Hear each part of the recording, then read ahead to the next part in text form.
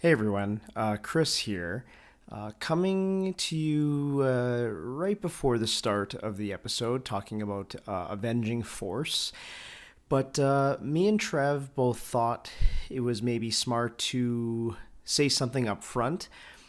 We like to joke about our Matrix powers and, all the coincidences that we may have foretold or come to fruition.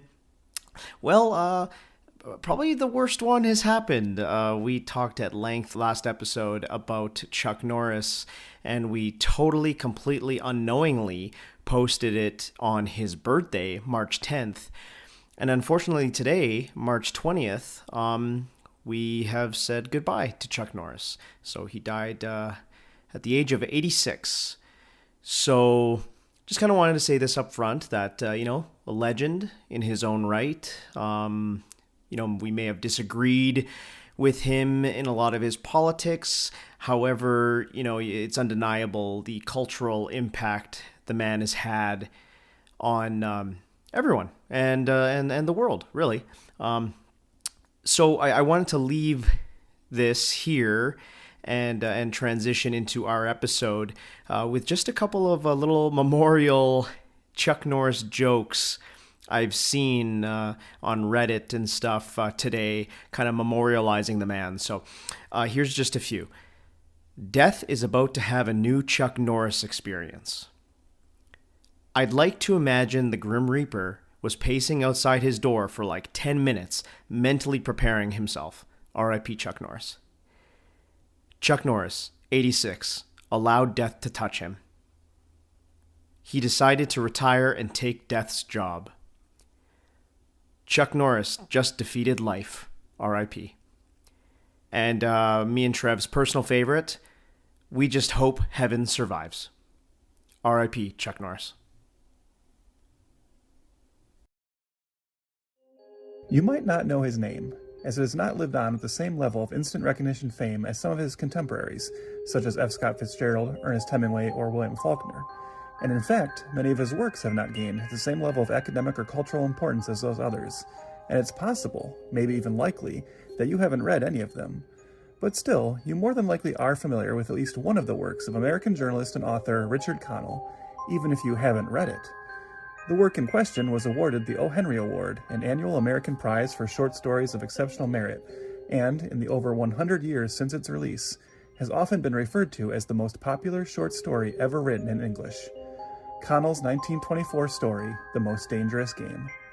Inspired at least partly by the big game safaris in Africa and South America that were popular with ultra-wealthy Americans in the 1920s, The Most Dangerous Game tells the tale of famed big game hunter Sanger Ransford, who, after falling off his boat while sailing to the Amazon rainforest, swims ashore onto the mysterious Ship Trap Island, which is owned and inhabited by the Cossack general Zaroff. Ultimately, it is revealed that Zaroff, himself an avid hunter, uses the island to indulge in what he considers to be the ultimate example of the act, hunting man. Rainsford is forced into becoming Zaroff's latest prey, and a deadly cat-and-mouse game begins throughout the island's forests. Beloved essentially immediately after its debut in Collier's in January of 1924, the story has lived on not just in its original form, but also as one of the most adapted stories of all time, with numerous radio dramas, television episodes, and feature films either directly based on or at least obviously influenced by Connell's tale of man hunting man. The first cinematic adaptation occurred in 1932, with RKO's The Most Dangerous Game. A 1945 version from famed director Robert Wise reimagined the tale as a post-World War II story, with Zaroff transformed into a crazed Nazi. After that, the floodgates were opened, as dozens upon dozens of writers, producers, and directors took it upon themselves to reinvent the simple premise into new iterations. The 1982 Ozploitation film Turkey Shoot saw a future totalitarian government allow the wealthy to hunt those deemed as deviant citizens. The 1987 sci-fi sexploitation movie Slave Girls from Beyond Infinity saw women hunted by a mad scientist on an alien world. The 1987 cult classic Deadly Prey sees a former soldier kidnapped by mercenaries who train by hunting people. John Woo's 1993 film Hard Target found homeless Vietnam veterans hunted in New Orleans. Just 1 year later, Ernest Dickerson's 1994 film Surviving the Game would explore a similar idea, with Ice-T as a homeless man hired by a group of wealthy hunters to unknowingly be their prey. Even our beloved John Leguizamo got into the act with 1997's The Pest, a comedic riff on the idea, starring Leguizamo as the particularly irritating target of a German huntsman on his private island. And these are just a small sample of the many reimagined versions over the years, including episodes of shows like Lost in Space, I Spy, Fantasy Island, The Blacklist, Riverdale, Star Wars Clone Wars, and Star Trek Lower Decks, each having episodes clearly modeled off the story. Heck, even the short-lived, short-form streaming platform Quibi got in on the action, as one of their now largely forgotten series was 2020's The Most Dangerous Game, which saw Liam Hemsworth hunted through the streets of Detroit by a band of hunters led by Christoph Waltz. That same year, Connell's original story entered the public domain, guaranteeing, as if it wasn't already clearly the case, that the story will continue to be revisited and remixed throughout the years to come. It seems people just can't get enough of man hunting man, so much so that even Cannon Films knew that, hey, if you need to elevate a new leading man action star, maybe the right way to do so is by having him hunted in the forest by costumed right-wing maniacs. The year is 1986, and Cannon Films are ready to retool an abandoned sequel and refashion a new Most Dangerous Game riff starring their latest pet project, and in the process hopefully launch the next big action franchise with Avenging Force. 10, 9,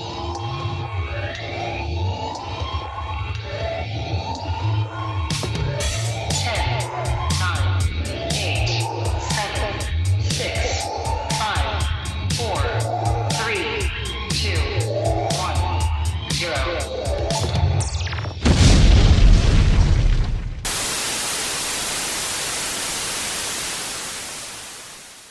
Welcome once again to Failure to Franchise, the show dedicated to some of Hollywood's most infamous mistakes, missteps, and misfires. This is Trev.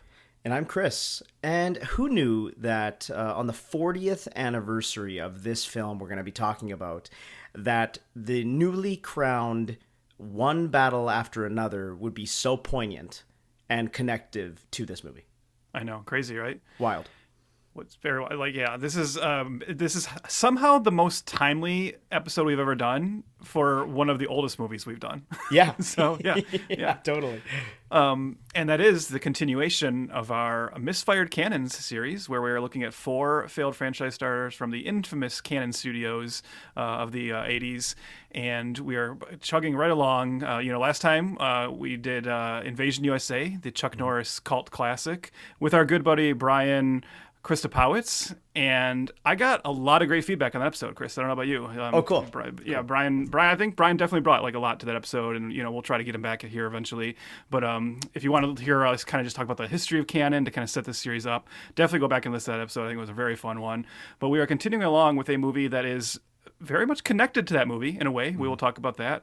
And that is 1986's Avenging Force, or I don't know if you listen, Chris, it has an alternate title, Fuck Dem Kids, the movie. That's the other title for this. Yes. And first, before we move on totally from the last episode, Brian really instilled a sense of I guess like Invasion USA was my first truly canon Golden Globus like experience in a lot of ways. You know what I mean? Like I know we've watched stuff in the past, but this one like really to dissect it, Yes. and to go over the history of it and why that movie was what it was and why Chuck Norris was in it and all this other stuff. He gave me a I felt really good. You know what I mean? Like I felt very positive about it, and let's just say maybe he should be on this episode too. Yeah, I was gonna say, it'll be interesting to see how much does that transfer over to another Cannon film. Yeah. How much is your view of a Cannon film shaped by the people you were talking about it with and the people you watch it with? Yeah, exactly, 100%. Yeah, but Chris, why don't you tell us a little bit about Sure. 1986's Avenging Force? Yes. It is directed by Sam Furstenberg. He is a Cannon go-to guy. He directed Brick and 2, Electric Boogaloo, American Ninja 1 and 2, which is really the franchise that this star of this film is most known for, probably, right? Mm-hmm. Yes. Yeah. It is written by James Booth. He is also an actor. He's actually co-stars in this movie, but he wrote American Ninja 2 and 4. So Cannon has a history of kind of keeping the band together if they can, right? Yep.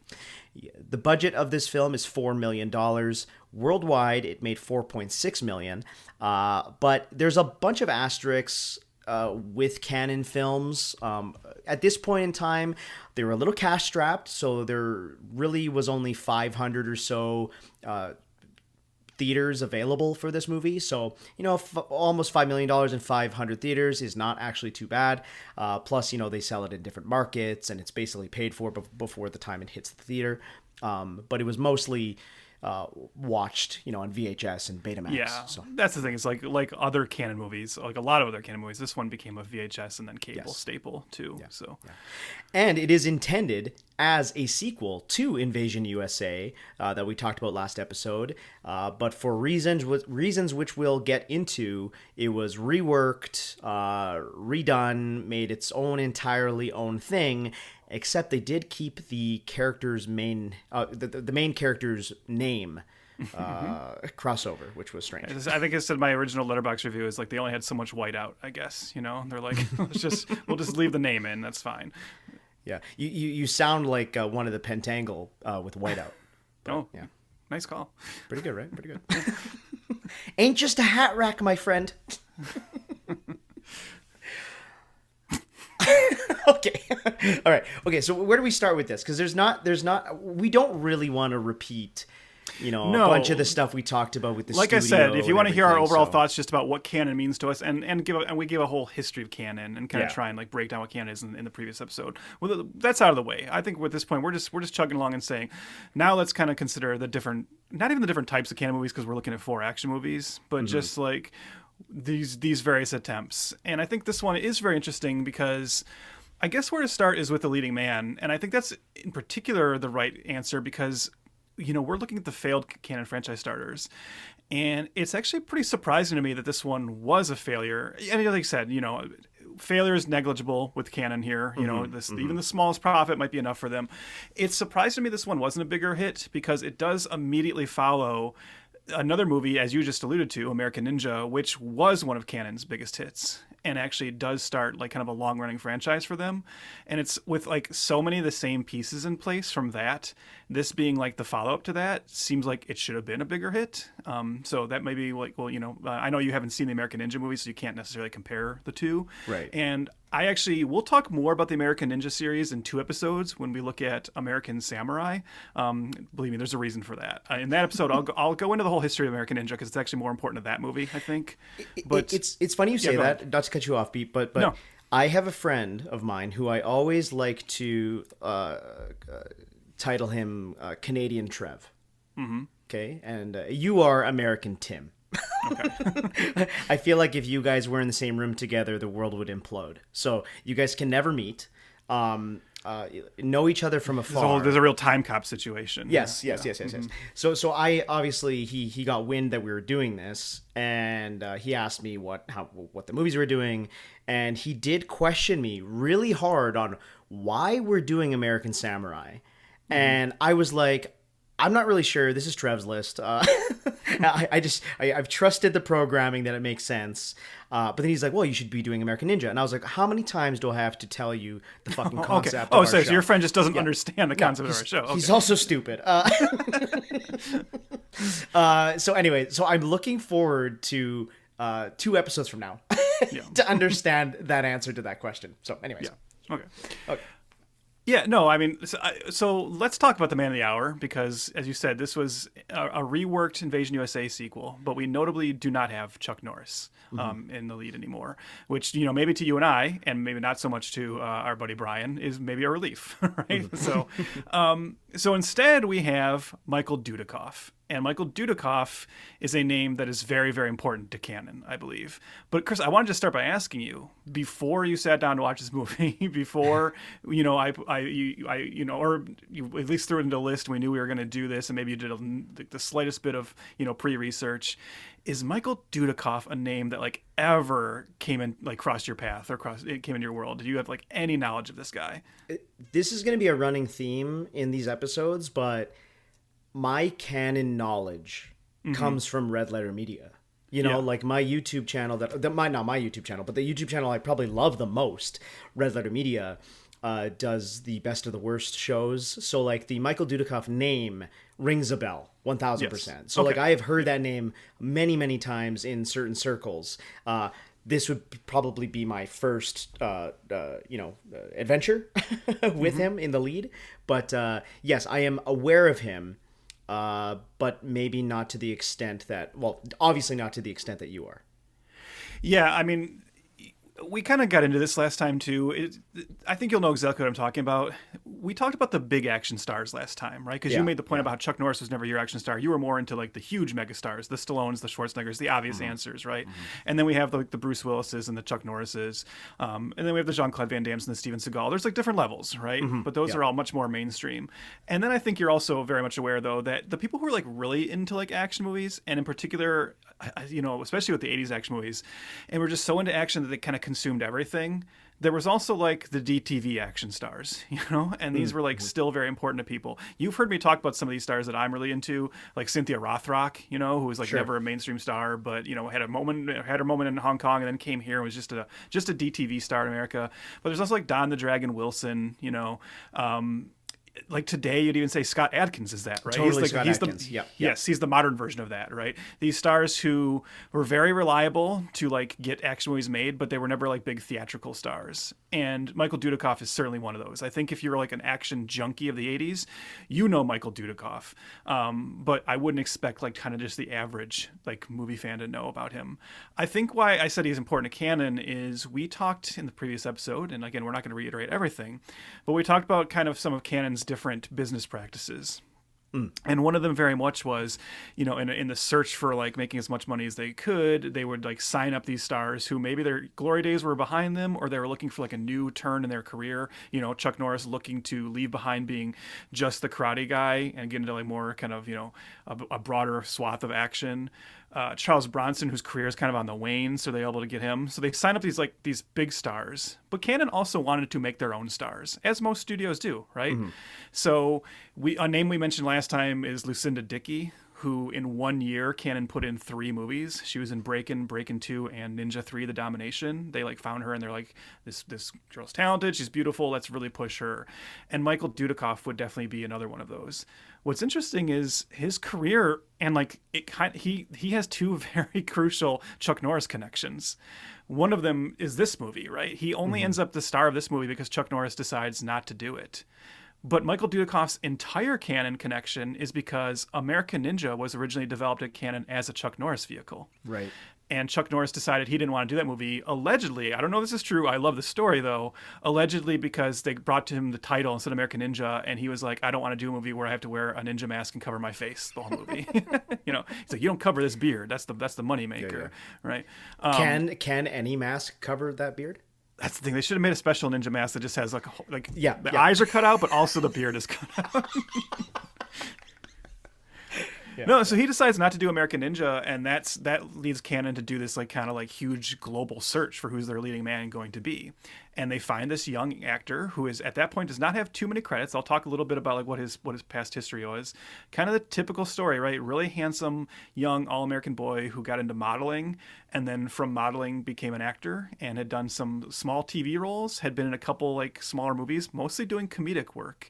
But they find him. He goes into this like open audition. I've seen him tell the story about his audition for American Ninja, where he was not a martial artist at all, and he walked into like where they were auditioning everyone and saw everyone doing the martial arts, and he was like, this ain't me, and he turned around to walk out, but they had already spotted him and they loved his look, and they went and grabbed him and pulled him back and said, hey, just give it a try, right? Just try it. And he was an athlete, so he said, well, can you show me what you need me to do? And they did it. He's like, can you show me one more time? They did it again. He's like, okay, show me one more time. And they're getting annoyed at this point. He's like, but show me one more time, and then I promise I can do it. And that turned out to always be true with him. He was funny. just like this like quick study.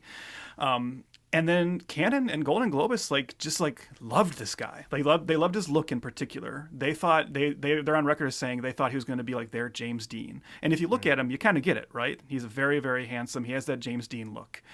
And so they decided to go all in on him, and like he became the star of American Ninja. American Ninja was a big hit. I can't remember the exact numbers on that because we didn't have to look them up, but I think it like any Cannon movie, I think it cost like $4 or $5 million and made 10, you know. So that was that was a good one for them, which is of course why they go into a series of sequels. But at that point, I believe they signed Dudikoff to just like a multi-picture deal, and this was the next one in that. So when Chuck Norris decides that he doesn't want to do the Invasion USA sequel, I think it was easier for them to say like, that's fine, we're going to keep working with Chuck, we'll do the ones you want to do, but we got our guy now, we got a guy. So yeah. Two things, and I don't want to branch off too hard, but we might. Do you think Cannon did too much too quickly with this guy? Because it is, I know you said that other actress had like 4 movies in a year, so like, okay, fair enough, it's one of those things. But like, to get an action star, right? Mm-hmm. And we got American Ninja, we're gonna do 3 more movies after that or whatever it is, and then on the following year they introduce him again in another franchise. And, you know, there's only a few of these action guys that can do multi-franchises running simultaneously, right? Like a Stallone has a Rocky and a Rambo, you know. But is that tougher to do in this type of a market? I have a couple answers to that. So I think the complicated thing, not even complicated thing, I think the obvious thing actually about, like, the obvious answer to that question is the real problem might be that they gave him a lot to do and they're canon, you know? So like, it's certainly, I certainly don't think it helped his like long-term career and long-term like, you know, legacy and sense of like worth in Hollywood in a larger way, right? To be seen as the guy who made a bunch of Cannon movies in a few years, because Cannon had the Cannon stink on them, right? They were turning profits every once in a while, but you know, by this point they were starting to cruise towards their end, and their like money troubles were starting to stack up, and people were also very aware that like, yes, these are movies that like the plebes like, you know, and I count myself among those plebes, but like these were not award contenders. These were very much like bottom of the barrel action movies to a large, you know, segment of the population. Right. And so when you're seen as like the face of that studio and you're put into multiple franchises from them, I think it's telling that, you know, he never broke out in a way that other action stars of the era did. You know, he did do some non-canon stuff afterwards, but I think we can also talk about his talents as we get into this, but I would say at least one of the reasons he didn't get any bigger is because people are just like, that's the Cannon guy, right? Sure. That's like the American Ninja guy, you know? So yeah, I think that kind of answers your question, right? Yeah, by pushing forward so much so quickly, and the very nature of who they were, it probably wasn't great for him, you know. Right. And also, and the second part, and I said we talk about his talent. To your second point, he's very open too about how, like I said, he had been mostly doing comedy up to this point, and he'd even been barely doing that. He was a recent model turned actor. He'd had a couple comedic roles. He has like a blink and you miss it part in Tron, I guess, the original Tron. I don't know if I've ever spotted him in that. I've seen a picture of him, but I think he's just like almost like an extra. But if anyone would like really know him from something before American Ninja, he played like Tom Hanks's buddy in Bachelor Party, and that's like a really dumb character, right? He's like playing like a naive, like dumb comedy character, like a himbo or whatever. Yes, exactly. He was mostly playing himbos, and then suddenly he said like American Ninja is the first time he was asked to be like very serious and stoic, and I think that was very new for him. And you can like, if you watch like a lot of Dudikoff movies as they go along, you can see his talents, his ability to do that, it start to grow in increments, right? Like incrementally is a key word here. Okay. But I think some of the things we talked about with Chuck Norris we'll maybe talk about again with Dudikoff. But yeah, so I think there's a lot stacked up against him in that he was being pushed forward into. He was clearly athletic. He was clearly handsome. That was kind of enough at the time. Right. But he didn't have the acting chops to like compete with the bigger action stars. And then also he's the star of like not huge, you know, multi-million-dollar action movies. He's the star of Cannon action movies. Yeah. And also, do you think that Chuck Norris turned this role down? So I have two things. Mm-hmm. I already said that I have 2 things, and that was one thing, and this is the second thing. But this second thing has 2 things. Okay. Okay. I sound like my dumb friend that didn't understand the concept of the show still. Okay. He's like, "When are you guys doing Jurassic Park?" That was really successful.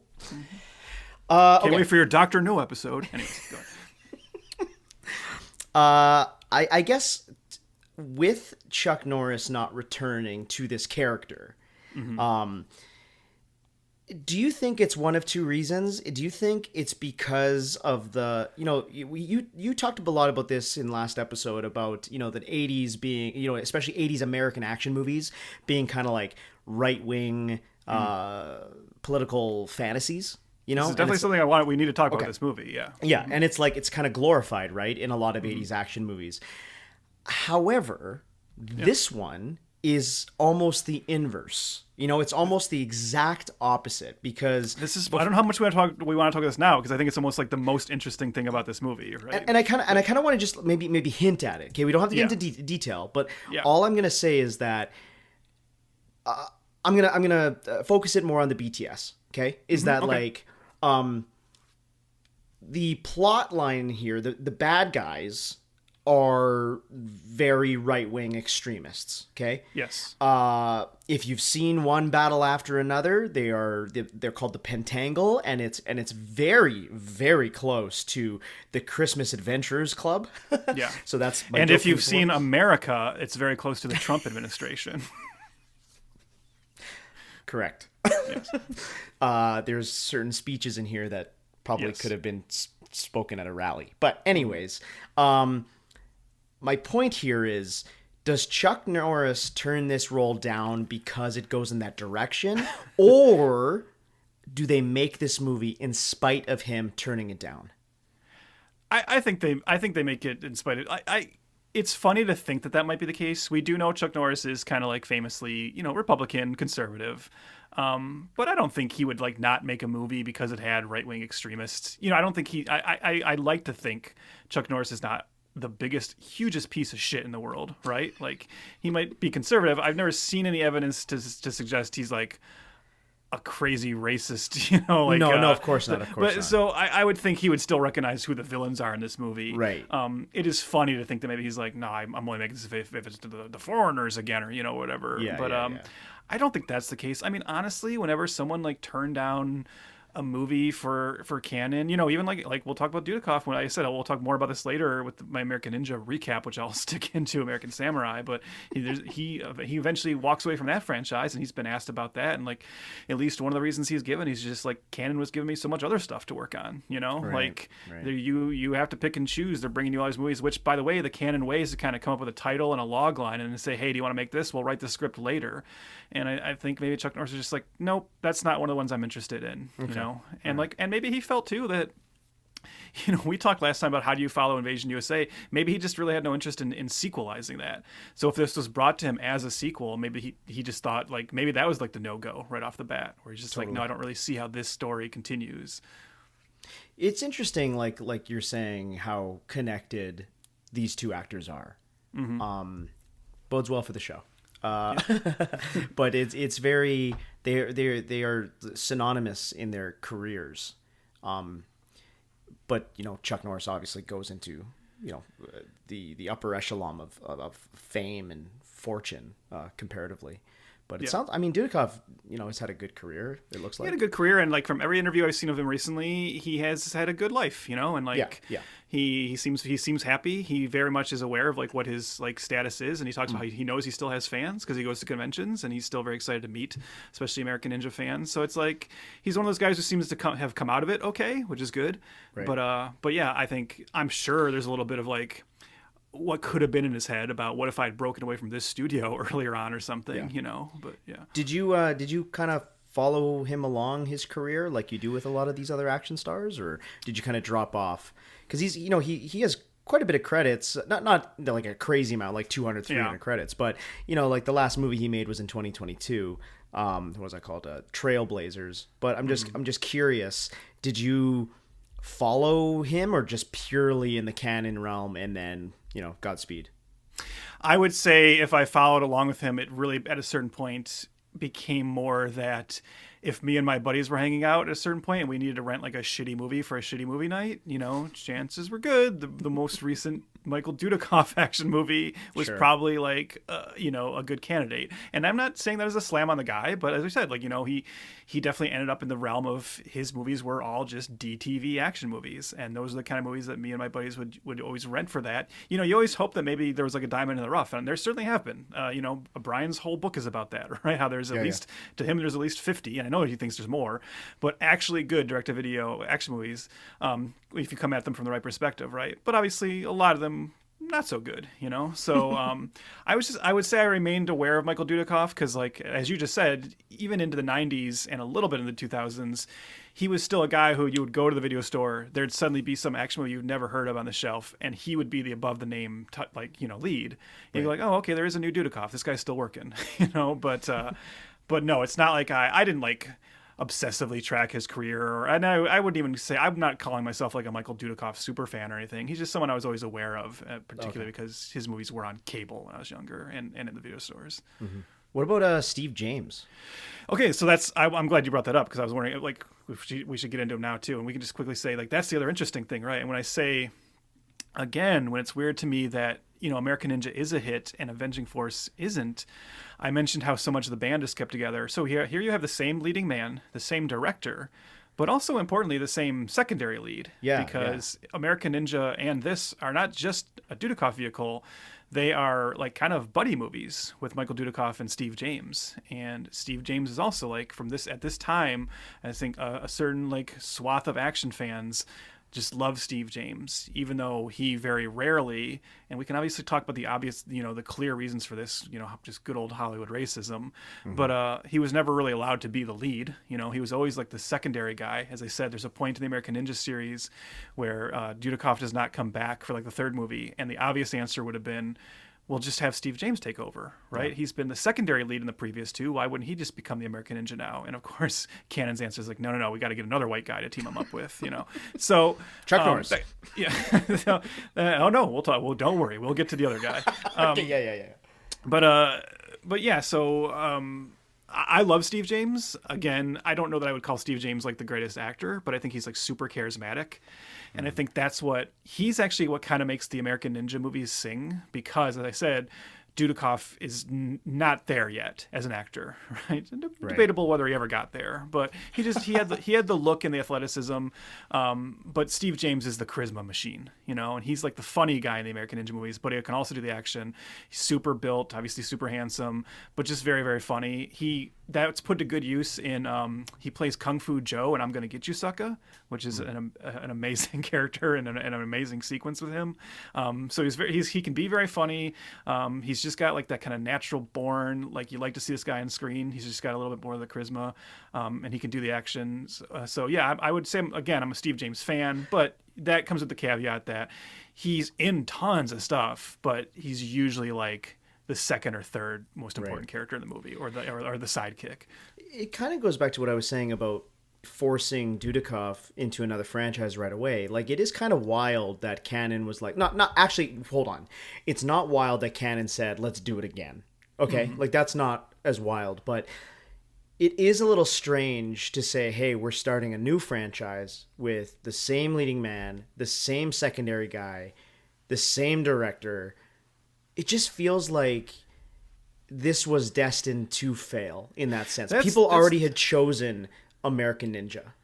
That's the weird thing, right? There are certainly a lot of cases in Hollywood history where two actors, their like on-screen chemistry is so popular that people want to see them in multiple things together. Yeah. And it becomes a thing, Like, obviously you have the Martin and Lewises of the world.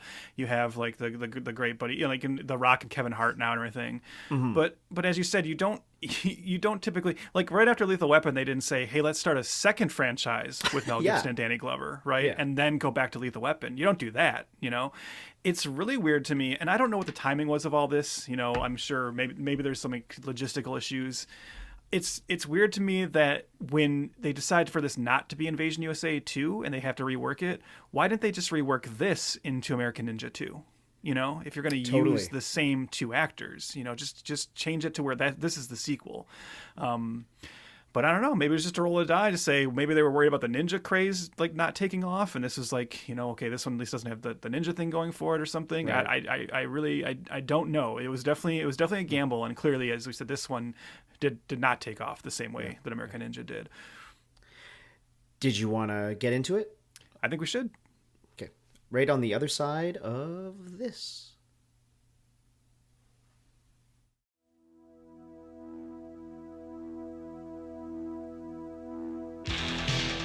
It began with a celebration, shattered by brutal violence.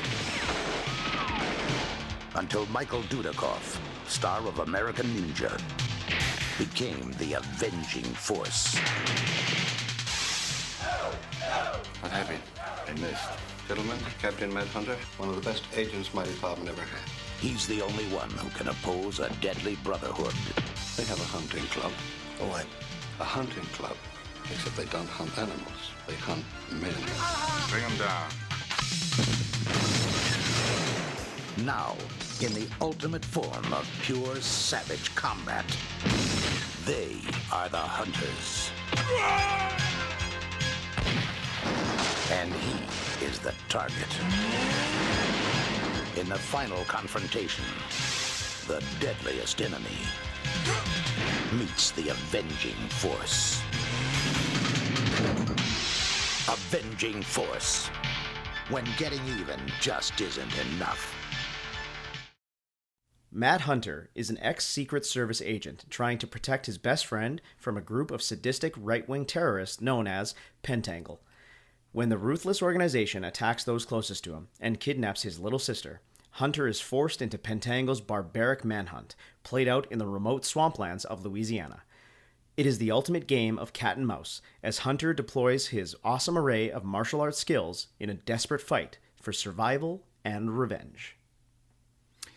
First off, points off immediately for the fact that never at any point did I ever see a poster or a video box for this which used the tagline, Matt Hunter has become Matt Hunted.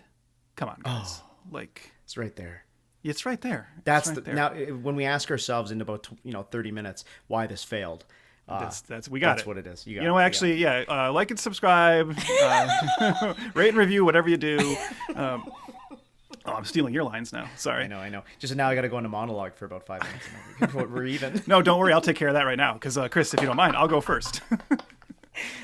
Because I know this was, as you said, this was a first-time watch for you. Not a first-time watch for me. In fact, I watched this fairly recently because I don't know if you were charting this on my letterbox like a year or so ago, but about a year ago, I did like a whole American Ninja franchise watch. Funny. For just like no good reason. I can't remember why I did it. I think you're a psychopath. We know this. I think like the first one, I was like, I do love cheesy ninja movies, and I knew that franchise. I'd seen them on cable when I was younger, and I kind of wanted to like revisit them, but also I knew I hadn't seen all of them. Yeah. And I think the first one just like popped up on Tubi or something. I was like, you know what, I'm just going down this rabbit hole. I'm gonna watch them all. And then once I finished with that, I was like, well, you know what, I should probably do Avenging Force also. And now I will also say, and this is, I would just want to be clear, this is not at all an indication of like my thoughts on the quality of the movie, but despite what I'm about to say. But we talked about how this movie was like many Canon movies, was a cable and video store staple. Mm-hmm. I can tell you at least one person who ended up with one of those video store VHS copies of it. This guy right here. I have Avenging Force on VHS, which I bought at a going out of business video store. Back in the days when like they were all going out of business, everybody's selling their VHSs just for like $1. So I have that. Does it have like the sticker of what the store you bought it from?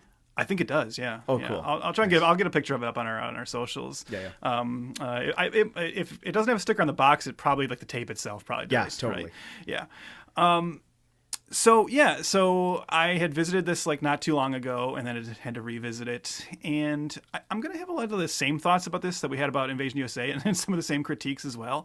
But I'm going to make it a weird comparison to start off with about a movie that is like not at all similar in any way.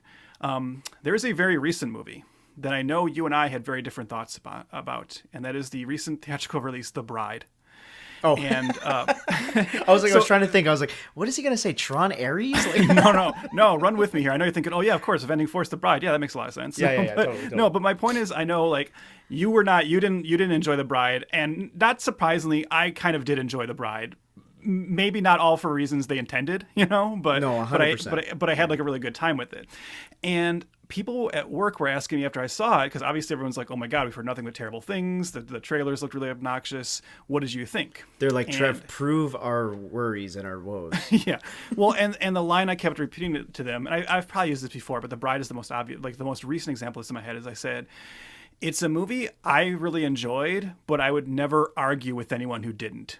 And I want to bring that to Avenging Force, where I am 100% aware of how stupid and this movie is, how kind of like poorly constructed it is, how lame the script is and everything. Do I watch the entire movie? Well, maybe not the entire movie, but a lot of it with a big dumb grin on my face? Yes, I do. And I've said before that I think Death Wish 3 is the most canon movie that ever canoned, but I would put this one up in that echelon as well, because if you talk to me about like what makes a great like cheesy canon movie, I think Avenging Force has a lot of the elements, in that it keeps doing things that you're like, oh my God, I can't believe they're doing this, both in like genuinely kind of like I give them credit for that ways, and in other ways where you're like, what? There's a lot of like head scratching in this movie, and so it's a bad movie, right? Like, but do I think it's a fun bad movie? Yes, I do. I'm in that weird place where it's like, if you come at this and you like really didn't like it, you're gonna just talk about it being like a bad movie. I'm not gonna be like sitting here defending it. I can only say that if you're the type of person who watches canon movies for the goofiness of them and for the, wow, I can't believe like what they're trying to do to like overcome the fact that they have a low budget and they can't compete with like some of the bigger action movies. So what do they do on a story level, and what do they do with some of like, where they take their direction, like the plot directions? I think this one has a lot to enjoy on that level. And then as well, the last thing I'll say is, there's something so much more interesting about watching it today and thinking about this strange, like, oh my God, what the movie stops for a MAGA rally in like the middle of it, right? So like just that idea of, as you said, I think there's something really actually kind of cool that in an era when the action genre was so right wing and so espousing like these kind of like right wing ideals, that these guys actually made a movie that's like very much like, no, actually the right wingers are the problem, and like right. This is like very much an antidote to a lot of what was happening in the action genre at the time. So for all those reasons, I like Avenging Force, but it's a particular kind of like. Fair enough. Yeah. And I had a feeling this would be the conversation. I am less down on it as I think you think I'm going to be. Yeah. Okay. So yeah. I guess I'll come up from it this way. Invasion USA, I thought, had some pretty spectacular action set pieces that I was like, that I'm going to remember. I'm going to remember that gate flying at that stunt guy's head, Yeah. Like I'm going to remember that. I'm going to remember Chuck Norris, shooting the bad guy, with the rocket launcher, from 5 feet away, stuff like that. So I think the action is more impressive in Invasion USA. No doubt. Yes. No doubt. This one lacked that oomph for the action set pieces, in my opinion. However, it was impressive in its production design and like location changes, like it's very much, Canon makes B movie schlock, but like effort to try to make it an A movie, which they never succeed. It's like, right. It's like they're trying. So you pat them on the back kind of thing and on the head. So the movie's like really unfocused in a lot of ways. It's like what? Good at it's I know, what is it? Murdered friends, family, kidnapping, CIA, secret Nazis, most dangerous game plot. A lot of elements. It's good enough. It's got peaks and valleys of boredom and excitement. Yeah. And I feel like Invasion USA held my attention for the entire runtime, where this one, I'm not gonna lie, I was like one of our, new generations of people. I'm like looking at my phone, kind of waiting for things to rile up and somebody to get killed for me to pay attention. But this is kind of like exactly, how do I say this? I said this last episode that in my mind I have an idea of what a canon movie is. Yeah. And Invasion USA was more competent. So I was like, oh, okay, it actually like surprised me. this is the movie that I think. yeah, that's what I'm saying, right? Yeah, it ticks a lot of those canon boxes for sure. Yes. Yeah. Is it the most competently made thing in the world? No. And that's kind of why it has that canon charm. So I could see it. I didn't love the movie for the reason I just said, but it is quintessentially a canon film. I will say Michael Dudikoff, more like Michael Dudikoff, because he is not good in this. And I'm glad you said that he gets better or he's not there yet in his career. But I said incrementally. Because we don't like making fun of actors, right? No, we don't. Yeah. We never ever want to make fun of actors. But he is so boring. Mm-hmm. And it is unfortunate that Steve James's character, Larry Richards, is sidelined because he should have been the star of this movie. And that's every time you pair these guys together, like I said, that's when you watch the American Ninja movies, if you ever do, you're going to be like, why is he just not the lead? You know? Totally. Yeah. I'm so happy to hear, well, not to hear that he was sidelined in every movie he ever made, but I mean, like, I'm happy to hear that I'm on the right track, that I was watching this and I'm like, okay, Larry Richards, the character, is the more interesting character, and the journey of him and his family is what we should be watching. Well, that's because the thing every too, time the entire inciting incidents of this movie is about him and about people targeting him. Right? You can remove Captain Matt Hunter almost entirely from this movie. Mm-hmm. With a few quick changes, because Larry Richards is the character I want to watch. He's imposing enough he's more imposing than fucking Dudikoff, when he takes his shirt off randomly, which is hilarious, to fight in the shipyard. Like, he's jacked, and again, it's just more of an emotional crux with his family for obvious reasons. So other than the classic Hollywood racism that you had kind of talked about, that is seemingly the only reason why he's not the lead. Yeah, 100%, right? It's like the thinking, like, we want to sell this movie in every market, and a white actor in the lead is going to be better for certain markets than a black actor. So and it would make so much more sense with this plot too, against the that's what I was about to say, right? Like, sense. Who do you really want to see fight the right-wing Nazis, right? The black politician whose family is being targeted by them, or what we ultimately get, his white friend who has to get revenge for all of them, his buddy and his horribly dubbed little kid sister. Who seems to have like a head injury for the last 45 minutes of the movie, the way she reacts to everything. Which I guess would make sense given everything that she has put through. But, no, I mean, you're absolutely right that when you said the thing about having peaks and valleys, yes, for sure. I would say that it never gets boring enough to be an aggravating movie, No. It's short, and it's generally if once it gets boring, usually something crazy or funny will happen soon, Yeah. You're definitely right that there's no action that lives up to Invasion USA. I'm sure we'll get to it. There is at least one moment that I'm sure you will never forget. It's not an action moment, No. Well, I guess it is. It's a great dummy moment. That's for sure. It's a great dummy moment, and then followed by oh my god, So. And the other thing too that I think we have to talk about, which you just set the table for the various things we'll tackle during this conversation, is the villains. We spent a lot of time in the Invasion USA episode talking about what a great villain that was. I think we can have a similar conversation with this one, with not only the main villain but also just the general idea of the villains and their costumes and everything. Which is that's the kind of thing again where that's what elevates this movie to me, to where it could just be another. There's so many of the most dangerous game movies, know. Totally. But they're not all where 60-year-old white politicians dress up like gimps to try to chase our heroes through the bayou, So there's just a lot of weird things about this movie that, again, and that's what you're just saying with the canon charm, right? Where there's a lot of that whoa, I don't think this would happen in a mainstream movie, but that's why it's entertaining. Totally. It's not always the right creative choices, but it's the ones that make it memorable. But yeah, I mean, would it be better with either Steve James in the lead or just a more dynamic actor? Yeah, obviously. Dudikoff has the look and not much else. Okay, I'm glad you just said about the look. Okay, I'm going to say, and again, I don't like making fun of actors. Mm-hmm. We got quite the group of characters in this movie, okay? Yeah. This might be one of the ugliest casts I've ever watched in my movie. I'm not making fun of them, but God gave them what they got, and well, this is not an attractive bunch.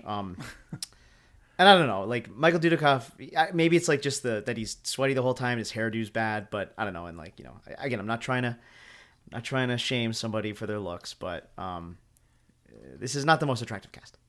I think Dudikoff is pretty like traditionally like Hollywood golden boy handsome. Fair enough, take him out. Yeah. But even Steve James, no, the hair's bad. He's got something going on here, and you know exactly what I'm talking about. And then obviously the group of Nazis, you know, they don't need to look great, but they're significantly ugly. And like every other side character, they're like wearing like the most and worst 80s like glasses or like. Am I being too rash, or did you have this feeling? There's no like romantic lead in this movie, which is kind of surprising, right? Because almost every action movie this era tried to wedge in, you know, like we talked about, like, not that it gets that romantic, but even like just the wedged in reporter character in Invasion USA, we don't even really have anything like that here, and it's surprising.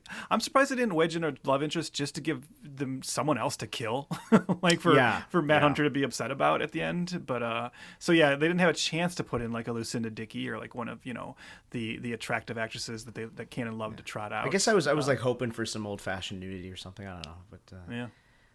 So I think Steve, knock against it, you know? Steve James' wife, I think, is pretty attractive, but that character does not get a lot to do before being. Yeah, that's one thing. The movie is like surprisingly mean, and I wouldn't say mean in a fun way either. That's where I think the unfocused elements hit for me, because I wasn't exactly happy to watch two children get gunned down, one execution style. Okay, how do I say this without sounding like a psychopath? Yeah, I have here executing black kids and family. No wonder Trev likes this movie. I put that down on my notes. No. So I hear you, of course, right? But at the same time, I think you understand what I'm saying when like there's some, when you say like it's mean and not in a nice way. I think you're or not in an entertaining way. There's something like so like cynically and casually mean about it that to me it almost like flips over back into like entertainment territory where you're just like, I cannot believe that they're doing this, you know? Yeah. Like that's the thing, is it's the entertainment of, holy shit, why did they do that? Because there's the opening like assassination attempt, which is like totally bungled, and you can kind of understand, okay, wow, the kid got caught in the crosshairs, you don't see it happen, it's kind of off screen, but the kid does die, and you're like, okay, wow, okay, here's the inciting incident, here we go. But then later on in the movie, that kid falls off that roof and then gets shot in the head. Yes. Right after his mom has also been shot to death too. After spitting at the Nazi guy, who escaped, right? Like yes. So the Nazi family comes to the home they're staying, sets the home on fire, and she gets away. And you think like, okay, good, like the mom has survived. No. They capture her in the field and just immediately shoot her to death. Yeah. And then like 20 seconds later, you watch her young son, who we've just watched fall off the roof, or at least a very, very convincing dummy of him fall off the roof. Yeah. That part was hilarious. That's what I mean. And see, that's what I mean, right? It's like that. But it's like the shock and awe. It's the falling off of an obvious dummy. Like, you're laughing at the dummy part, and then like you're like caught so off guard by the fact that like that laughter has to end like immediately afterwards. You know? Yeah. My jaw hit the ground when I was like, as fast as that body hit the ground. But I was like, I was like, oh my god, that is so horrible and hilarious. And then within 10 seconds, masked man walks up, kid looks up to him, fucking cut back to guy, shoots him with like a automatic weapon, and I'm like, oh my goodness. Yeah. There's actually so much going on in that sequence too, because you've also just lost Steve James, so you're also like mentally like kind of dealing with the fact you're like, oh my god, the best character in the movie's gone, you know. Like, and again, like obviously we're spoiling a 40-year-old movie here, but it's like I was pretty surprised that they just kill Steve James in the middle of the movie. Yeah. That's the movie's biggest misstep, is killing him off entirely. Like, if you want to pile on this guy emotionally, and if you really want to take this crazy, cynical route of killing his entire family in front of him, okay. But to kill him as well, it's like, it just seems, it's oddly less cathartic to watch, you know, Matt Hunter go on an Avenging Force. Because I mean, we want to see Larry Richards do that. You know, we want to see that character go through whatever Matt Hunter's doing. It would have just been so much more cathartic, don't you think? Like, it would be, it's just such a better movie all It around. is. It's kind of baffling, right? Like you go into the movie. I think if you've seen the poster or whatever, you go in understanding that Dudikoff's the star, right? But there's like kind of especially if you're coming off of watching American Ninja, which most of the audience would have been at the time. I don't think there's any reason not to assume that, like, okay, yeah, like Hunter is the main character, but this is going to be a buddy movie all the way through, right? Like they're gonna team up to avenge, Larry Richards' family. Like that's what we're seeing here. I understand Hollywood dynamics, so of course the white guy gets to be the main hero, but Larry will be there till the end with him, right? That's the way these usually work. Yeah. And to like just get rid of him halfway through and then make it a revenge story for the guy who now, to kind of try and justify it, they do have his like grandpa get killed in the house bombing, but it's like so fast and kind of like just so nonchalant that you don't really feel the pain of that. I know it's a silly thing to say about this movie.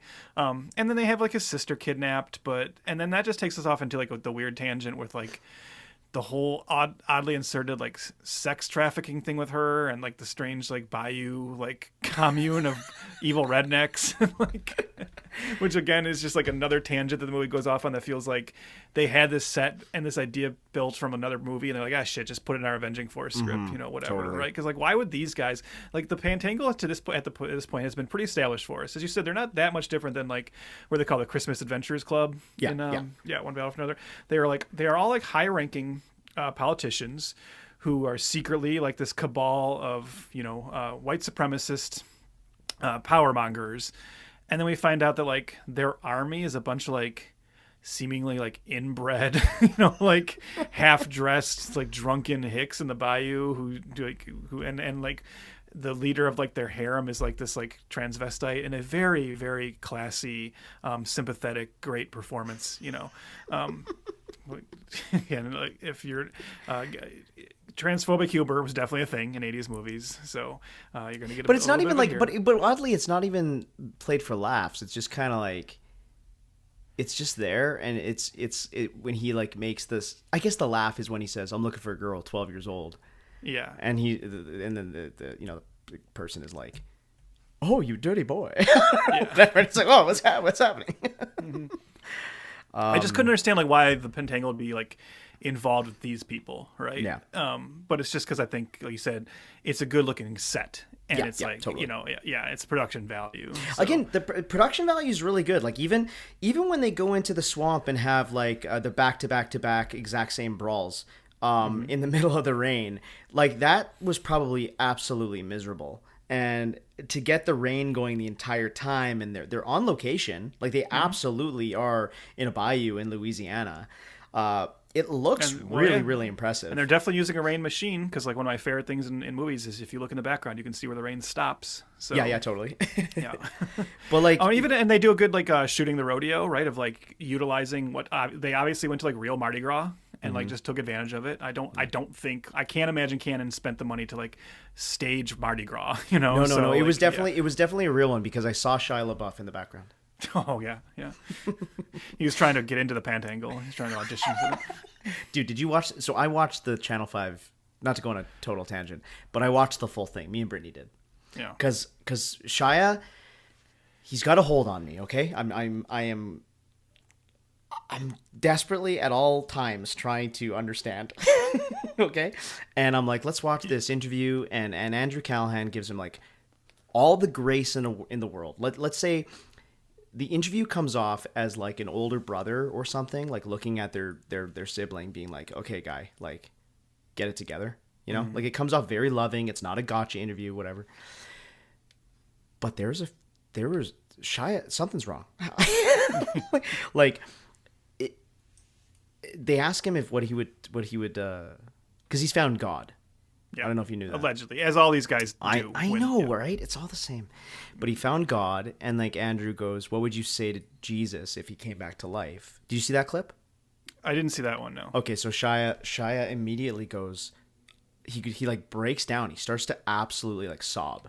And he's like, I wouldn't say nothing. I'm not going to do an act. I'm not going to try to be him. But he's like, I wouldn't say nothing. I would see him. I would just touch him. I kiss him. I kiss his feet. I just wouldn't say nothing. Wouldn't say nothing. And he's just bawling. So much so that Andrew Callahan's like, okay, let's move on. What would you say to Jesus if you could meet him? I wouldn't say shit. Really? Nah. But I kiss him. I kiss him. I kiss his feet. No one say nothing.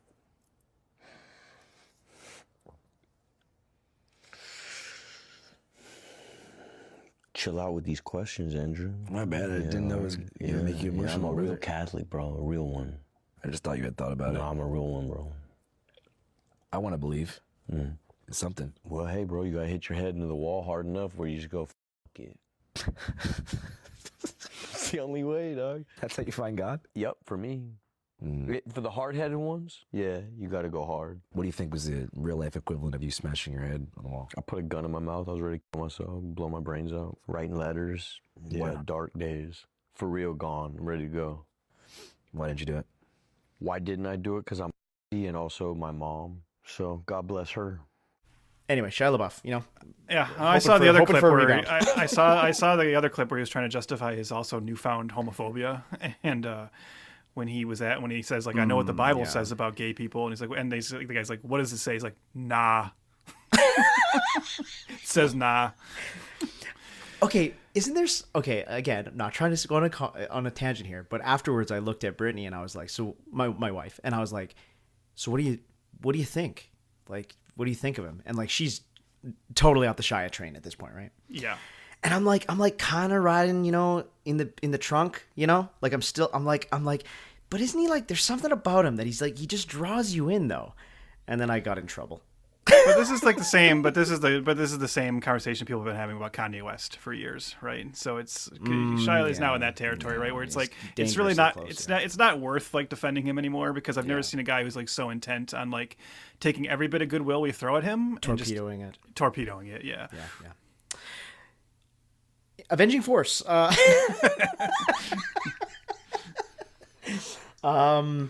Isn't it interesting? All that to say, would Shia LaBeouf be a better Matt Hunter in this than Michael Dudikoff? Yes, he would. Oh, he would have been great in this movie.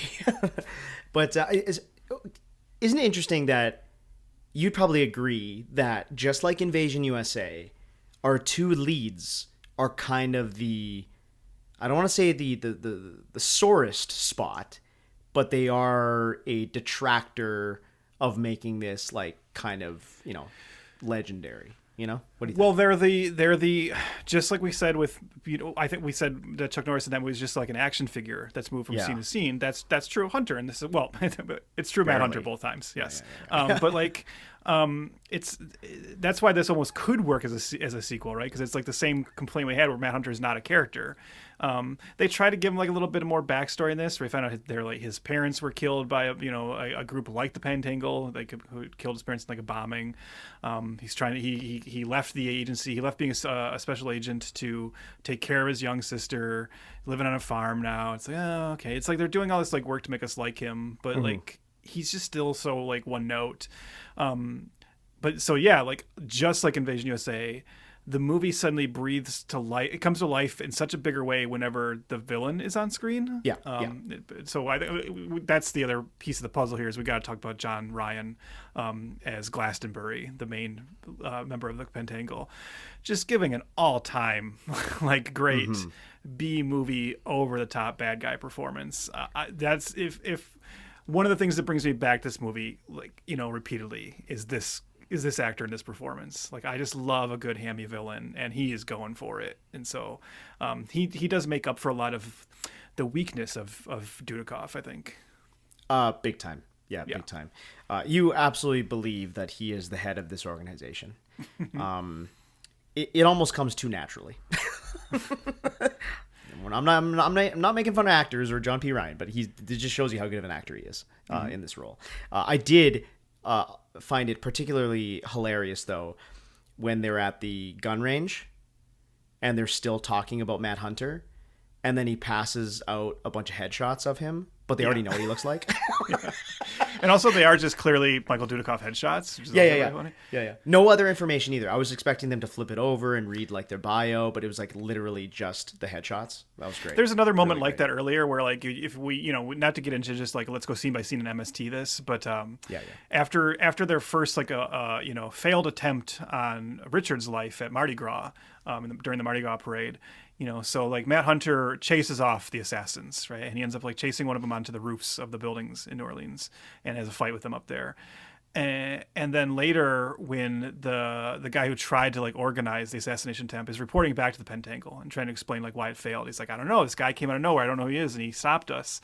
And they're like, okay, well, let's look at pictures that were taken. And then they show a bunch of like street level pictures. We're like, okay, that makes sense. The people on the street would have been taking pictures of this like thing. And then they have a picture of Dudikoff like jumping across the rooftops.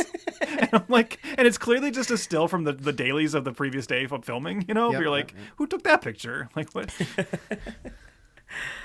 It is wild though. Like I said, like honestly, I mean, and I've seen somebody has posted this on YouTube. Not surprisingly, the scene where like the first time we get like our full on like Pentangle meeting and John P. Ryan like explains like the organizations like what they stand for. Americans, we're living in dangerous times. They call us paranoid because we love our country. Because we want to survive the economic collapse of our land. You know what's coming, don't you? Rioting in the streets of our cities. Yes, sir. Started already. That's right. Civil disorder everywhere. Dope crazed savages. Gangs of nigger rapists. Right. Sniveling politicians trying to enforce gun control. Commie guerrillas in Central America pointing their guns north. Just waiting to cross the Rio Grande. Just waiting to terrorize your mama and your children and your neighborhood and your churches. First they'll take Mexico. Then what? Then what? More than 20 million Mexicans live in the states of California, Texas, and Arizona alone. Now what happens when they all decide that they too want to join the People's Republic of Mexico? Then what? Then what? Then New Orleans! Yes! New Orleans! Chicago! Boston! New York! No, gentlemen. It is our constitutional right to bear arms. It is our sacred duty to do so as efficiently as we know how. To become soldiers in the cause of freedom and the American way of life. When these yellow-belly liberals call us paranoid and try to hand over our country to the goddamn commies without a fight, we can and we will. With an iron fist, say no! No! No! No! No! No! No! No! No! No! No! No! There is definitely at least one video on YouTube that posts that is just saying like, this is essentially politics, American politics in 2026. Like it is a Trump speech. It is wild. Like it's just crazy how like he talks about, it's all fear mongering, right? About like Mexicans coming up from the border. He talks about, he's like, they're going to start riots, and you hear someone say they're already doing it, and he talks about, he's like, we're just patriots. We're patriots trying to protect our country. And it's so strange. Like, again, not only is it cool that a movie in the 80s was using these guys as the bad guys, but it's also like so depressing to like watch this movie and just think like, oh God, like nothing has changed. And in fact, these people actually have more power now. This whole movie is about how like people like that have to be a secret organization, right? That's the funny thing about this movie now. It's like the Pentangle has to be like they have to be underground. And then you think like, no, this is a speech that you could give on Fox News today and get applauded for and get reelected for. Like that's the depressing thing. Yeah, I mean, I guess we even thought that while watching One Battle After Another, right? Like, yeah. I mean, I think PTA is on record saying that when he wrote this, first of all, it's based on like a book, right, from a long time ago. Loosely. But also he wrote it like years ago, and it was in production years before all this like Epstein, cabal stuff has been proven to be right, and it's pretty incredible when I guess life imitates art, right? Like that's it would be the inverse of that. So it's very it's hard to have fun with a movie like this, right? In this day and age, but you know, the credit goes to a Cannon film for it to be just outrageous enough to overthrow what we're living through, I guess. Well, because you still like, there's the catharsis of it's like, oh god, this is so real. But then you get to watch like the hero like murder them all, you know. So it's like Yeah, sure, you sure. get the catharsis in this movie, which we don't get in real life. It's funny you brought up the Epstein thing, and we were talking about that, like what happens to the sister, and like you do watch the movie and you're like, geez, the Pentangle, they just seem so much like the Trump administration. I mean, is it going to touch on anything else? And then sure enough, they try to sell his sister into his underage sister into sex slavery. Like, this is just everything is in here, you know. Yeah, it's insane. Yeah. Again, 40 years ago. 40 years ago. It's insane. But yeah, but to your point about is it hard to watch? I mean, I understand what you're saying, but at the same time, like the speeches and everything are so on the nose for today. But then these guys dress up like gimps and, you know, go out and hunt people in the bayou. We haven't been able to see the full file, so it might be I was just about to say, not to say that I don't think Pete Hegseth is doing that, but we haven't found the footage of it yet, right? So, but here it does obviously go to such an over the top place, and I also think there's always that funny thing in movies like this too, where they like that one guy just full on, he just puts on like S&M gear, right? Yeah, to be like yeah. to hunt people. I'm just thinking like, is that supposed to be like, because is that terrifying? It's really just kind of more awkward. And you're like, if you're wearing gimp gear to go hunt people in the bayou, that just says more about you, right? This is just a weird sexual thing for this guy. There's also, you know, Elliot, you know, he wears oh my god, what's that movie? The movie with the masquerading orgy. Eyes Wide Shut. He's wearing an eyes wide shut mask. Yeah. In his attempts at hunting people. So same kind of thing. I mean, they must, again, this was before that movie. It's insane. It's insane. The samurai guy was a little out of place. Yeah.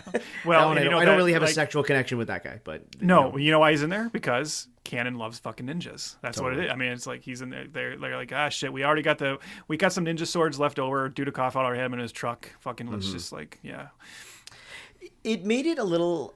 I was a little disappointed by the mansion final duel, only because they go into a room of medieval weapons and like just all sorts of weapons through history, and you know, Elliot looks to Matt Hunter and goes, "Choose your weapon," and he grabs a stick. Piss me off. Well, we do eventually get like a mace and that becomes a sword fight. I know, but he literally says, yeah, pick what you want, anything you want, and he gets a fucking stick that, of course, gets broken in 2 seconds. But okay. Yeah, Larry Richards would never. I did like the comeuppance of an African art statue doing the deed, though. That was very clever for a movie like this.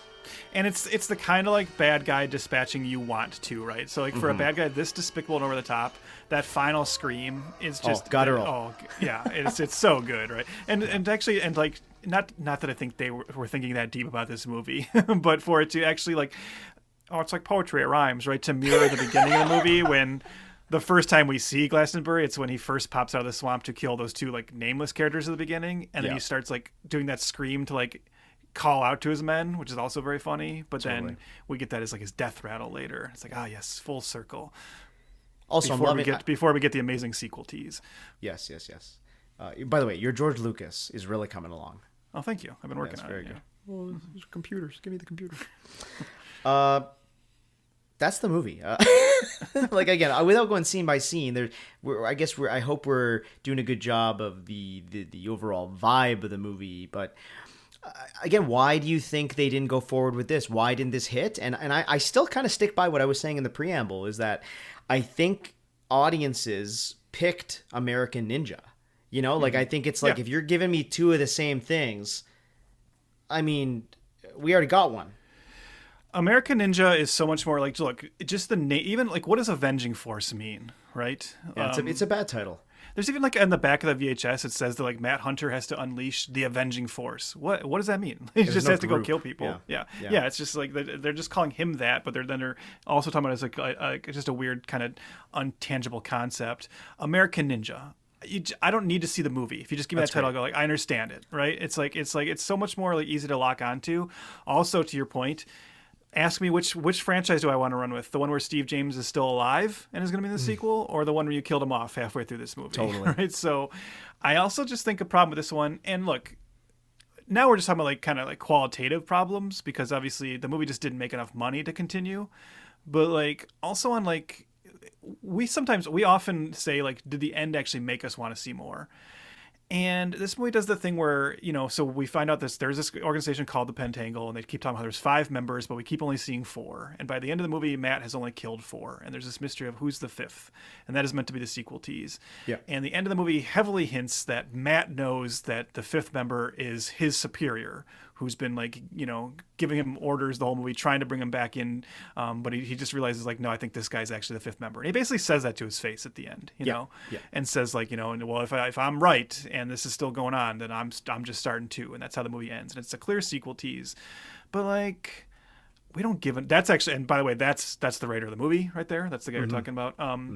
We don't give enough of a shit about that guy to like be intrigued by that. You're not like, oh man, I can't wait to see. Like, if the movie actually had been smart enough to like confirm his suspicion and have like a final moment where you see that guy go and like pick up a phone and call like the rest of the Pentangle and be like, oh god, he's onto us or something, maybe it'd be more exciting.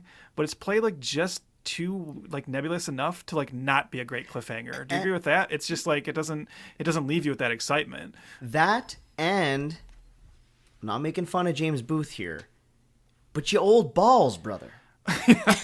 Okay, like just because you're old balls doesn't mean you can't put on a gimp costume and go. We've seen it all right. Like, hey, but at least that guy was a little jacked. You know what I mean? Like this guy's just a fucking elderly guy. Like, I need, if you're gonna be the big bad of the Pentangle, I like that it's kind of maybe an inside job. It speaks again to a lot of our times.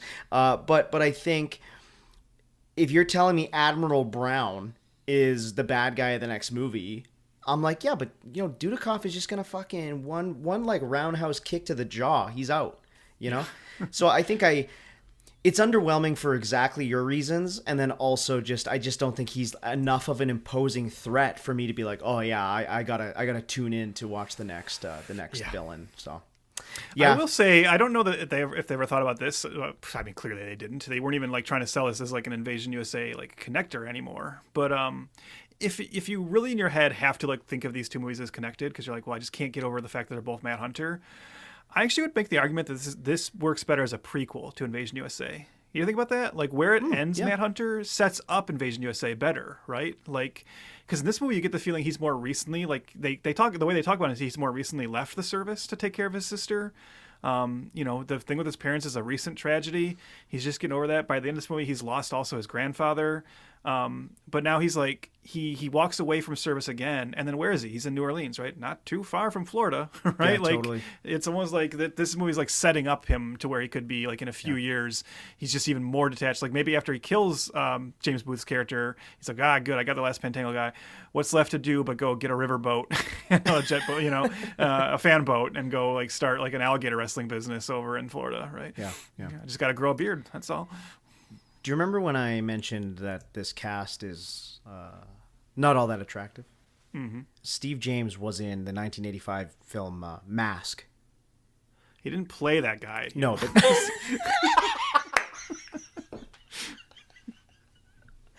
all right, I set up in a swish, which I didn't even. Great, good job. Yeah, I agree with the prequel thing. I can see it. Mind you, it is a little just opposite politics, but yeah, okay, fair enough. Matt Hunter doesn't see politics. He give him a bad guy, he'll kill them. That's all that matters. Yeah. Except for the Admiral Brown at the end when he's like, "You're the bad guy, and I'm going to leave you for another day." All right. I know. Yeah, you're the bad guy. I'm going to leave you in charge of this government operation where clearly you can do tons of harm. Yeah, 100%. We'll get to it next time. I didn't realize that Dudikoff was linked to like you said, he was Cannon's guy in a lot of ways, but he was linked to Spider-Man at the time. Yeah. So is that like a well-known? Is that like a well-known thing? Does he talk about that ever? Like talking about like getting his hands on the James Cameron script or anything? Or I think it's one of those things where he talks about it in the sense of like where they had just talked to him, right? I don't know that he ever saw the script or anything if it had fallen apart by that point, but I think Golan Globus had told him like you're who we're thinking of for the part. But never went anywhere. So yeah, but he as Chris is saying, he if you don't know, infamously Cannon was thinking about making a Spider-Man movie with Toby Hooper as the director, which is meant to be like much more like body horror driven version of Spider-Man. Rated R. Yeah, and Dudikoff was going to be Peter Parker in that, but that was literally going to be like he was going to become like a man spider, because again, we've talked about how back then, if you made a comic book movie, you had to shit all over your source material. A tradition that continues today with lanterns coming soon to Max. Oh, yeah. My dumb friend is the one that was the one that was saying that it looks good. We'll see. I know. It could be, right? Anything could be. But anything could be trailer, good. Yeah. Anything could be good. Maybe and a lot of things have surprised me. I've seen people say it, and I agree, right? They're saying, oh, there could be a huge swerve where only the first part of the season is like that, then it goes into space. And I say, you know what? You could be right. However, I would argue if that is the case, you are still doing a terrible job selling the show right now, because you're making people angry. Like that's not the way to sell a show. So no, it is that meme that we joke around about in private, but the what is it? Surf Dracula? Surf Dracula, yep. Yeah. For people that don't know that meme, it's basically it's based in, if you had a show in the 90s or 80s or whatever, a show before the streaming era that was called Surf Dracula. You had Dracula on a fucking surfboard every episode, like solving crimes. Okay? Because he was motherfucking Surf Dracula. Yeah. If you're making Surf Dracula in the era of Max in the year 2026, Surf Dracula is a really pensive, sad sack show. And at the last 15 minutes of the final episode of the series, he finds the surfboard. Yeah. And that's it. If you don't believe us, like, not to go on another tangent, but we are recording this days after the announcement that they are not going forward with the Buffy reboot. And in the wake of that announcement, multiple like outlets reported that they got their hands on the script and they said, oh, by the way, Sarah Michelle Gellar as Buffy only showed up in like the last 20 seconds of the pilot. It's like you're Surf Draculaing Buffy in the show called Buffy New Sunnydale. What are you doing? Terrible. Yeah. Terrible. Okay, that'll do it. Avenging Force. Okay, so let's ask. I mean, we already kind of answered this, but let's get our two questions out of the way. First of all, did you want sequels? Do you think it deserves them? No, right? No. Like, resounding. No. But I'll go first, then you can go. Do I still enjoy this movie and recommend it? Yes. Now, again, I'm putting a big asterisk on that and saying I recommend it to people who know they like the canon thing, right? Sure, like, sure. This is very much a canon movie. You go in thinking, I'm not here to watch like a super high quality action movie. I'm here to watch what the fuck, like cheesy good time action movie. That's very important. I think on that level, this can definitely be enjoyed, even if the action and stuff never quite reaches the heights of Invasion USA. Yeah. This one is more, again, the peaks and valleys thing. So if you can watch a supercut on YouTube of the the 30 minutes of like, or the get true some excitement. beers and some buddies, right? This is a beer and buddies movie. Yeah, 100%. Yeah. Okay. We trudge along. Is that bad to say? Trudge. Well, when you're talking about canon, you might as well. Okay. All right. It fits the. It fits. Okay. I'm trying to. Although we have a huge step forward in terms of like clout and leading man coming up here. So. Yes. Next episode, April 7th, we're looking at Cobra from 1986. And then after that, April 21st, American Samurai, which we've hinted at, from 1992. But yes, next episode, the Stallone canon film, Cobra. Yeah. And Trev, I'll just tell you right now, I own that movie. Oh, yeah. I'm not surprised to hear that. Yeah. Okay. Follow along at F2FPod. That's at F2, the number 2 FPod. On all the socials. Like us there, like us everywhere. Rate, review, whatever you do. A star rating would be great. And join the tribe and hit that subscribe. Don't join the Pentangle. No, don't do that, please. No, or the Christmas Adventurers Club. But no. And stay out of the bayou, I guess. Yeah, apparently. And stick with us here.